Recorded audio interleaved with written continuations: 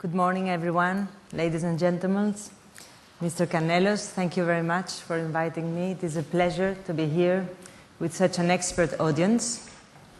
And it is a pleasure for me to present the broad lines of the draft recommendation on non-discrimination and costing methodologies that the Commission is working on at the moment, and which we are finalizing for adoption soon.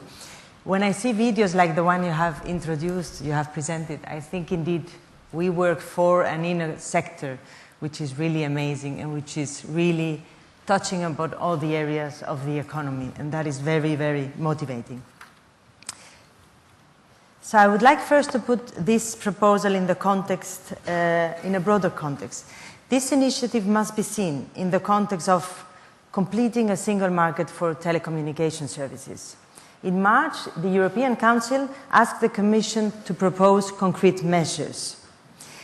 A true single market is essential to create growth and jobs in Europe. According to the study of cost of non-Europe, achieving the single market in ICT could bring benefits of 110 billion euros a year and an additional 0.9% of annual GDP growth. But today's market is not performing well. This is affecting the whole digital ecosystem, explaining the poor performance of European manufactured equipment, content and application providers, and therefore going beyond the only telecoms market. There is urgent, large-scale action is needed today, and there is awareness growing both in the industry but also at political level. The Commission is therefore working in a proposal which will be ambitious but realistic and which is centered around two main ideas: providing the operators the incentives to invest and roll out in high-speed networks and to provide services to consumers from wherever they are, and to allow consumers to benefit from innovative and competitive services wherever they are in Europe. Last year, Neelie Kroes announced an integrated policy package. The purpose of the announcement was to provide, as transparently as possible, the key elements of the upcoming regulatory guidance concerning wholesale access prices and conditions. The package is meant to enhance the broadband investment environment and to promote competition. The industry reacted positively. Investors welcomed the announced, operators announced investments, and we have seen an uptake in investment attributable to the announcement as confirmed by the European Investment Bank. And this is all part of a package of measures which today are well under their way. We tabled a proposal for regulation to reduce the costs of NGA rollout in March. We are continuing the implementation of the radio spectrum policy program. We are working on measures for a digital single market for content. We are working for competitive public support. What is the aim and the scope of the draft recommendation which we are currently discussing? The first is to increase legal certainty and predictability. Regulatory stability and consistency over time is a value in itself, and it's key to build confidence on investors and on commercial operators. This is about setting the right conditions to enhance the incentives to invest in a new technology in a transitory period. Consistency across the member states is also fundamental, and this is key to enhance the single market for the telecommunications market.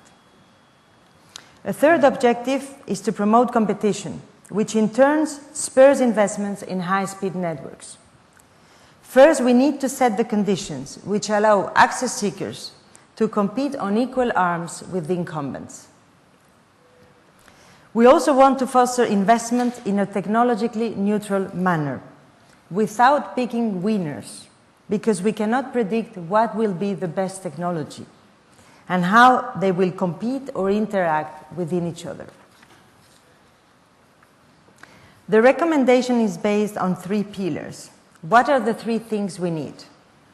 First, we need strict non-discrimination rules, and for this we recommend to use the highest standard value of access possible, equivalence of input, where proportionate, as this is the way to guarantee that alternative operators access to incumbents' networks in an equivalent manner so that they can replicate their offers in the market.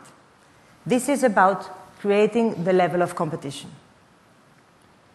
We need to set a costing methodology which is consistent across Europe and which guarantees stable and predictable access prices for copper in the long term, which then can act as an anchor to fiber prices.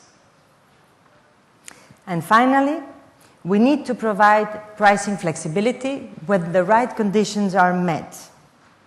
Why?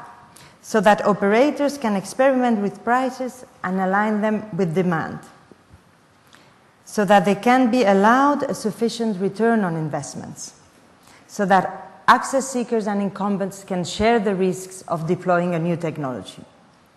And for this, what are the conditions?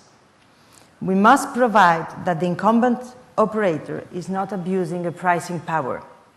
First, we will recommend allowing pricing flexibility when there is a demonstrable competitive constraint at retail level, either coming from the copper price, which is cost-oriented, or from infrastructure competition, either cable or LTE.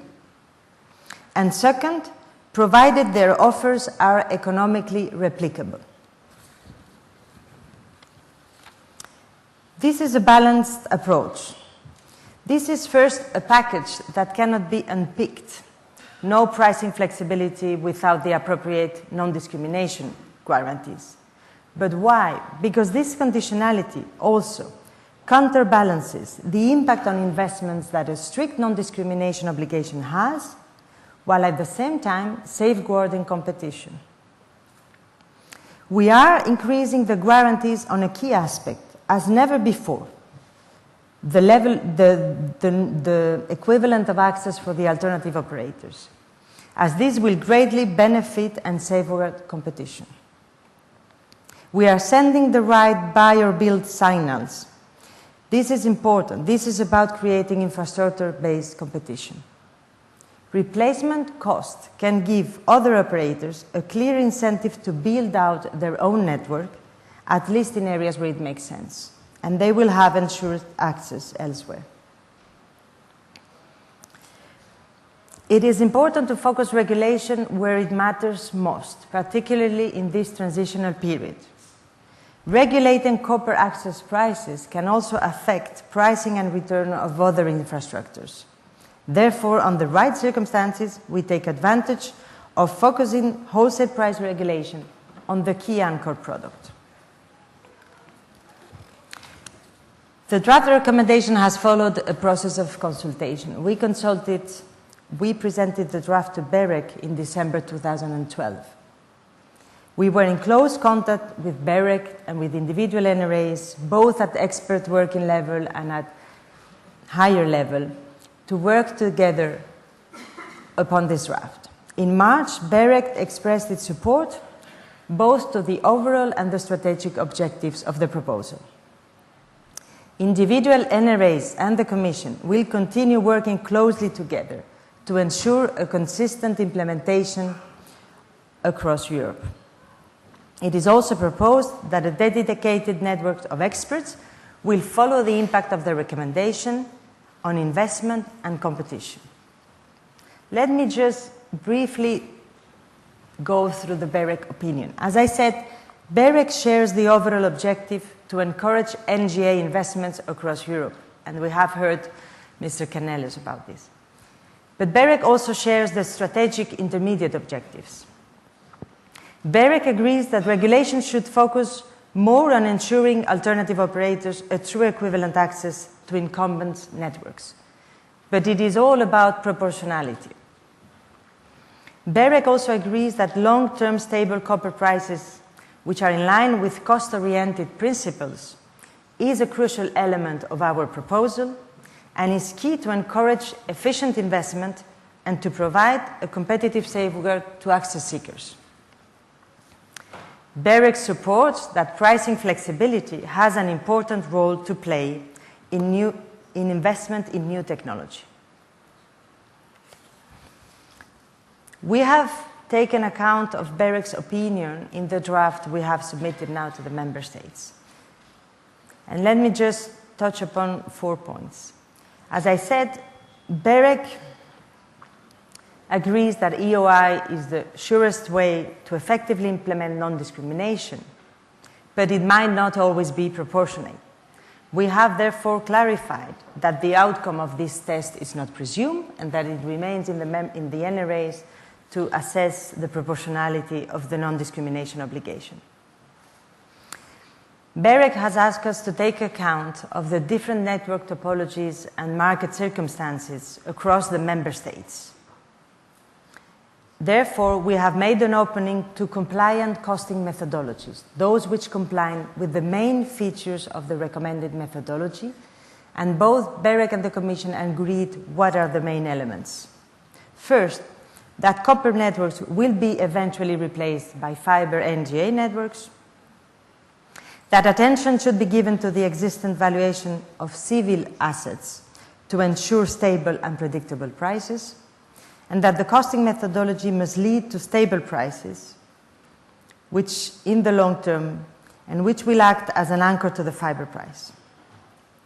With regard to pricing flexibility, since this is key for investment in new technologies, we have clarified that the scenario foreseen by the recommendation is not the only one where pricing flexibility could be granted. Predictability is also important, and with respect to the economic replicability test, BEREC agrees that the EEO standard is most appropriate, but under certain circumstances, adjustment to scale might be possible. We have also clarified that NRAs retain their possibility to continue performing margin squeeze tests in regulated copper products. Conclusions. Next, as you know, we are currently consulting the Member States and aiming to adopt the final recommendation in July, a year after the announcement. The overarching objective of the recommendation is to create the legal predictability for a competitive environment which will foster innovation, spur investments in high-speed internet, and to do so in a more integrated telecoms market. This is key for Europe's return to growth. We are convinced that gearing up consistency in regulatory approaches across the Member States will help cross-border operating companies to reduce their costs, to realize economies of scale, and be better equipped to compete on the global market. Thank you very much.